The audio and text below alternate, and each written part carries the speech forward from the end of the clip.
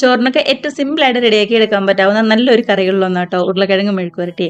ഒരുപാട് സമയവും വേണ്ടി വരില്ല. അതേപോലെ തന്നെ ഒരുപാട് ചേരുവകളുടെ ആവശ്യവുമില്ല. പെട്ടെന്ന് തന്നെ റെഡിയാക്കി എടുക്കാം. നല്ല ചൂട് ചോറിന്റെ സൈഡിലേക്ക് ഇതേപോലെ മെഴുക്ക് പുരട്ടിയും അതേപോലെ തന്നെ നല്ലൊരു പരിപ്പ് കറിയും അച്ചാറും ഒക്കെ ഉണ്ടെന്നുണ്ടെങ്കിൽ വയറ് നിറയെ ചോറിനാനായിട്ട് വേറെ എന്ത് വേണോ അല്ലേ. അപ്പൊ ഇതേപോലെ ഏറ്റവും സിമ്പിളായിട്ട് ഒന്ന് ട്രൈ ചെയ്ത് നോക്കുക. കമന്റ്സ് ഒക്കെ മറക്കാതെ അറിയിക്കുക. അതേപോലെ തന്നെ വീഡിയോ റെസിപ്പിക്ക് ഇഷ്ടമായിട്ടുണ്ടെങ്കിൽ ഒന്ന് ലൈക്ക് അടിച്ച് ഷെയറും കൂടി ചെയ്യാനായിട്ട് മറക്കല്ലേ. കണ്ടു നോക്കിയാലോ എങ്ങനെ നമ്മുടെ റെസിപ്പി ചെയ്തെടുക്കുന്നതെന്ന്. അപ്പോൾ നമ്മുടെ മെഴുക്കുവരട്ടി റെഡിയാക്കി എടുക്കാനായിട്ട് മീഡിയം വലിപ്പത്തിലുള്ള ഒരു 3 ഉരുളക്കിഴങ്ങാട്ടോ ഞാനിവിടെ എടുത്തിരിക്കുന്നത്. ഒരുപാട് വലിപ്പമുള്ളതൊക്കെയാണെന്നുണ്ടെങ്കിൽ 2 എണ്ണം മതിയാവും. അല്ല ചെറുതൊക്കെയാണെന്നുണ്ടെങ്കിൽ ഒരു 4 5 എണ്ണം വരെയൊക്കെ നമുക്ക് എടുക്കാവുന്നതേ ഉള്ളൂ. തൊലി കളഞ്ഞ് ഇതേപോലെ ചെറിയ കഷ്ണങ്ങളായിട്ട് ഒന്നിവിടെ കട്ട് ചെയ്തെടുക്കുക. നന്നായിട്ട് കഴുകിയതിന് ശേഷം കുറച്ചു നേരം വെള്ളത്തിൽ ഒന്ന് ഇട്ട് വെക്കുക കേട്ടോ. ഇല്ലാന്നുണ്ടെങ്കിൽ പെട്ടെന്ന് അങ്ങോട്ട് കറ പിടിക്കും. അതുകൊണ്ടാണ് ഈ ഒരു വലിപ്പത്തിൽ കട്ട് ചെയ്താൽ മതി. തീരെ അങ്ങോട്ട് പൊടി ആക്കണ്ട, ഒരുപാട് വലുതും ആക്കണ്ട കേട്ടോ. ഇനി അപ്പോൾ നമുക്ക് റെഡിയാക്കി എടുക്കാം. അതിനായിട്ട് പാൻ ചൂടായി കഴിഞ്ഞപ്പോൾ ഒരു 3 ടേബിൾ സ്പൂൺ വെളിച്ചെണ്ണയാട്ടോ ചേർത്ത് കൊടുക്കുന്നത്. വെളിച്ചെണ്ണ ചൂടായി കഴിയുമ്പോൾ ഇതിനകത്തേക്ക് ഒരു 1/2 ടീസ്പൂൺ കടുകും കൂടി ചേർത്ത് കൊടുക്കാം. കൂടെ തന്നെ കുഞ്ഞുള്ളി ചതച്ചതും അതേപോലെ തന്നെ വെളുത്തുള്ളി ചതച്ചതും കൂടി ചേർത്ത് കൊടുക്കുന്നുണ്ട്. ഇനിയിപ്പോൾ കുഞ്ഞുള്ളിക്ക് പകരം വേണമെന്നുണ്ടെങ്കിൽ സവാള ചേർത്ത് കൊടുക്കാം കേട്ടോ. അങ്ങനെയാണെന്നുണ്ടെങ്കിൽ മീഡിയം വലിപ്പത്തിലുള്ള ഒരു സവാള പൊടിയായിട്ട് കട്ട് ചെയ്തിട്ട് ഈ സമയം ചേർത്ത് കൊടുത്താലും മതിയാവും. ഞാനിവിടെ കുഞ്ഞുള്ളിയുടെയും വെളുത്തുള്ളിയുടെയും കൂടെ തന്നെ ഒരു കുഞ്ഞു സവാളയുടെ പകുതിയും കൂടി ചേർത്ത് കൊടുക്കുന്നുണ്ട്. മീഡിയം വലിപ്പത്തിലുള്ള സവാളയൊക്കെ ആണെന്നുണ്ടെങ്കിൽ ഒരു 1/4 ഭാഗം മാത്രം ചേർത്ത് കൊടുത്താൽ മതി. ഇതേപോലെ ചേർത്ത് കൊടുത്ത് ഉള്ളിയുടെയൊക്കെ പച്ചമണം നന്നായിട്ട് തന്നെ ഒന്നെങ്കിലും മാറ്റിയെടുക്കാം.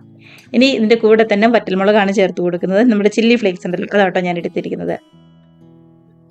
ചില്ലി ഫ്ലേക്സും കൂടി ചേർത്ത് എല്ലാം കൂടി നന്നായിട്ടൊന്ന് ഇളക്കി പച്ചമണമൊക്കെ ശരിക്കും ഒന്നും മാറി നല്ലോണം ഒന്നും മൂത്ത് വരണം. ഈ ഒരു കളറൊക്കെ ഒന്ന് മാറിയിട്ട് ഈ ഒരു പരുവത്തിലായി വന്നാൽ മതി കേട്ടോ. ഇതിലേക്ക് കറിവേപ്പില ചേർത്ത് കൊടുക്കുന്നുണ്ട്. ഈ പൊടികളായിട്ട് ഒരു 1/2 ടീസ്പൂൺ മഞ്ഞൾപ്പൊടിയും അതേപോലെ തന്നെ 1 ടീസ്പൂൺ മുളക് പൊടിയായിട്ട് എടുത്തിരിക്കുന്നത്. ഇതിപ്പോൾ ഒരുപാട് എരിവൊന്നും ഇല്ലാത്ത മുളക് പൊടി ആയതുകൊണ്ടാണ് 1 ടീസ്പൂൺ എടുത്തത്. നല്ല എരിവുള്ള മുളകൊക്കെ ആണെന്നുണ്ടെങ്കിൽ 1/2 ടീസ്പൂണോ ഇല്ലാന്നുണ്ടെങ്കിൽ 1/4 ടീസ്പൂണോ ചേർത്ത് കൊടുത്താൽ മതി. കാരണം നമ്മൾ വറ്റൽമുളക് കൂടി ചേർത്ത് കൊടുത്തതല്ലേ, അതുകൊണ്ട്. ഇനിയിപ്പോൾ പച്ചമണമൊക്കെ ഒന്ന് മാറി വരുമ്പോൾ നമ്മൾ കഴുകി വെച്ചിരിക്കുന്ന ഉരുളക്കിഴങ്ങും അതേപോലെ തന്നെ ആവശ്യത്തിന് ഉപ്പും കൂടി ചേർത്ത് കൊടുത്ത് എല്ലാം കൂടി നന്നായിട്ട് തന്നെ ഒന്നുകൂടി മിക്സ് ചെയ്ത് യോജിപ്പിച്ചെടുക്കുകയാണ് ചെയ്യുന്നത്. ഇതേപോലെ മിക്സ് ചെയ്തെടുത്തതിന് ശേഷം ആദ്യത്തെ 1 മിനിറ്റ് ഒന്നും കൂടെ തുറന്ന് വെച്ച് വേവിക്കണം കേട്ടോ.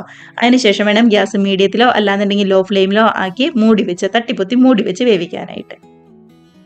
ഉരുളക്കിഴങ്ങ് ആയതുകൊണ്ട് തന്നെ ഒരുപാട് സമയമൊന്നും വേണ്ടി വരില്ല, പെട്ടെന്ന് വെന്ത് വന്നോളും. പിന്നെ നമ്മൾ ഉരുളക്കിഴങ്ങ് അരിഞ്ഞിരിക്കുന്ന ആ വലിപ്പത്തിനെ ബേസ് ചെയ്തിരിക്കും വെന്ത് വരാനുള്ള സമയം, അത്രയേ ഉള്ളൂ. അപ്പോൾ ഒട്ടും തന്നെ വെള്ളമൊന്നും ചേർക്കണ്ട.